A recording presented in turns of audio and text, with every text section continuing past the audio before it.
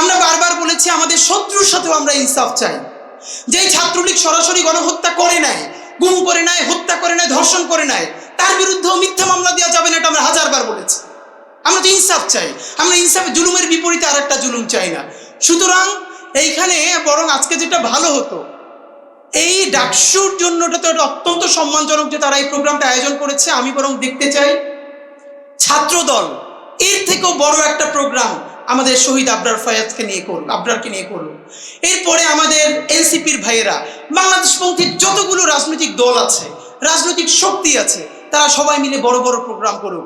আমাদের আবরারের এই চেতনা, এইটা শুধু ঢাকা বিশ্ববিদ্যালয়ের বইয়ের মধ্যে তো রাখলে চলবে না, এটাকে আমাদের বাংলাদেশের প্রত্যেকটা প্রাইমারি স্কুল পর্যন্ত পৌঁছে দিতে হবে। এবং আমাদের আবরার কি বলেছিল, ভারতীয় আধিপত্যবাদ। আপনি ভাবেন যে একটা ফেসবুক স্ট্যাটাস এত ভয়ানক হয়ে উঠতে পারে ভারতীয় আধিপত্যবাদের বিরুদ্ধে।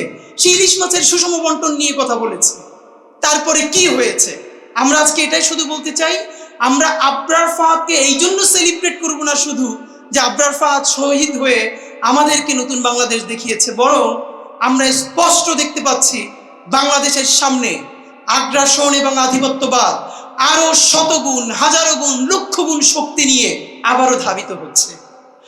বাংলাদেশের যেই স্বাধীন সীমান্তে আবারও যদি আগ্রাসন নেমে আসে, আবারও যদি আধিপত্যবাদ নেমে আসে, তাহলে আমাদেরকে প্রস্তুতি নিতে হবে আবারও কোটি কোটি আবরার, শুধু বুয়েট নয়, বাংলাদেশের প্রত্যেকটা শিক্ষা প্রতিষ্ঠানে নেমে আসতে হবে। আমাদের পরবর্তী প্রস্তুতি স্বাধীন সীমান্ত তৈরি করা, সার্বভৌম বাংলাদেশ প্রতিষ্ঠা করা। আর সেই স্বাধীন সার্বভৌম বাংলাদেশ প্রতিষ্ঠার জন্য আমাদের লক্ষ কোটি আবরার লাগবে। এই আবরাররা শুধু কোনো দলের হবে না, সারা বাংলাদেশের হবে। মাহমুদ ভাইকে আমি বিশেষ করে ধন্যবাদ জানাই।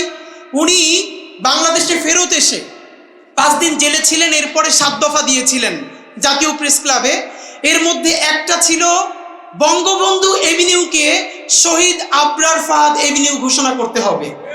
আমি সরকারকে অত্যন্ত একটা জায়গায় আমি তাদেরকে অভিনন্দন জানাচ্ছি, এবং তারা এটাকে অ্যাকনলেজ করেছেন, এবং রাষ্ট্রীয়ভাবে বঙ্গবন্ধু এভিনিউয়ের বর্তমান নাম শহীদ আবরার ফাহাদ এভিনিউ। তো এখন এইটা আমরা অনেকে জানি না, এবং নামটাও যেহেতু একটু বড়, আমি আপনাদেরকে আজকে ছোট একটা দাওয়াত দিয়ে যাই ডাকসুর প্রোগ্রামিং। সেটা হলো এই এভিনিউটার নাম এখন থেকে আমরা সংক্ষেপ সবাই আবরার এভিনিউ বলবো। এটাকে আবরার এভিনিউ আমরা মুখে মুখে নিয়ে আসবো। আজকে বিকেল 4টায় ইনকিলাব মঞ্চ আবরার এভিনিউতে, যেখানে পতিত আওয়ামী লীগের কার্যালয় রয়েছে, সেই কার্যালয়ের সামনে দাঁড়িয়ে শহীদ আবরারের জন্য মুক্তির মোনাজাত করবে ইনশাআল্লাহ। তো আমি আপনাদেরকে সবাইকে দাওয়াত দিচ্ছি। আমরা আজকে আবরার এভিনিউতেই গেলাম, কারণ এই নামটা সবাই এখন পর্যন্ত জানতে পারছে না। আপনারা যাদের সুযোগ আছে, বিকেল 4টায় শহীদ আবরার এভিনিউতে পতিত আওয়ামী লীগ কার্যালয়ের সামনে আমরা দাঁড়াবো, এবং আমরা বাংলাদেশের মুক্তির জন্য, আমাদের আবরারের জন্য, স্বাধীন সার্বভৌম বাংলাদেশের জন্য দোয়া করব।